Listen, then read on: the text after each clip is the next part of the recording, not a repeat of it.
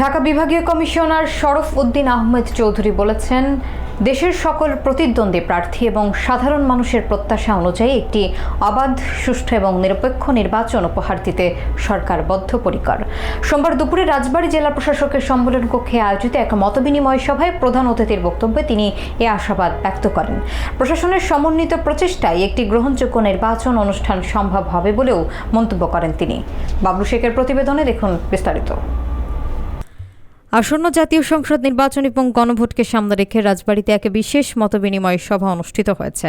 জেলা প্রশাসনের আয়োজনে অনুষ্ঠিত এই সভায় প্রধান অতিথি ঢাকা বিভাগীয় কমিশনার শরফ উদ্দিন আহমেদ চৌধুরী তার বক্তব্যে বলেন, একটি নিরপেক্ষ এবং গ্রহণযোগ্য নির্বাচন অনুষ্ঠানের লক্ষ্যে সরকার ও প্রশাসন একযোগে কাজ করছে। তিনি দৃঢ় বিশ্বাস ব্যক্ত করেন, সকলের সম্মিলিত অংশগ্রহণে রাজবাড়ীর বর্তমান শান্তিপূর্ণ পরিবেশে একটি সুষ্ঠু নির্বাচন সম্পূর্ণ করা সম্ভব।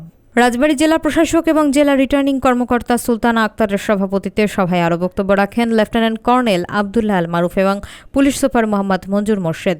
সভায় উপস্থিত ছিলেন উপজেলা সহকারী রিটার্নিং কর্মকর্তাবৃন্দ, বিভিন্ন রাজনৈতিক দলের নেতৃবৃন্দ, মুক্তিযোদ্ধা এবং গণমাধ্যম কর্মীরা। বিভাগীয় কমিশনার নির্বাচনী পরিবেশ বজায় রাখতে সকলের সহযোগিতা কামনা করেন। মতবিনিময় সভা শেষে তিনি অফিসার্স ক্লাবের লন টেনিস কোর্ট এবং জেলা প্রশাসনের বাসভবনের নবনির্মিত গেট উদ্বোধন করেন। প্রশাসনের পক্ষ থেকে জানানো হয়েছে, একটি স্বচ্ছ এবং সুন্দর নির্বাচন অনুষ্ঠানের সকল প্রস্তুতি পর্যায়ক্রমে সম্পন্ন করা হচ্ছে। সেই গণঅভ্যুত্থানের পরবর্তী যে নির্বাচন, আমরা সেটা আগামী ফেব্রুয়ারি 12 তারিখে এখানে যারা নির্বাচনের প্রতিদ্বন্দ্বিতা করবেন, আমরা যারা নির্বাচন আয়োজনের সাথে জড়িত, সবার দায়িত্বই সমান। তো হলো যে আমরা একসাথে একটি ভোট করছি, আমরা আমাদের জাতীয় সংসদ সদস্য নির্বাচন করব, আরেকটি ভোট আমরা করব গণভোট, সেটা কিন্তু দীর্ঘমেয়াদী।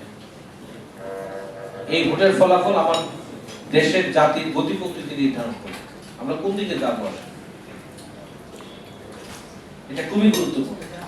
সবাই মিলে কিন্তু একটা ঐক্যমত্য হয়েছে। কিছু কিছু বিষয়ে আমরা সিদ্ধান্ত নিয়ে ফেলেছি, সব রাজনৈতিক দল একমত হয়েছে। কিছু কিছু বিষয় বলা আছে যে তারা হয়তো ভবিষ্যতে এগুলো নিয়ে কাজ করবে।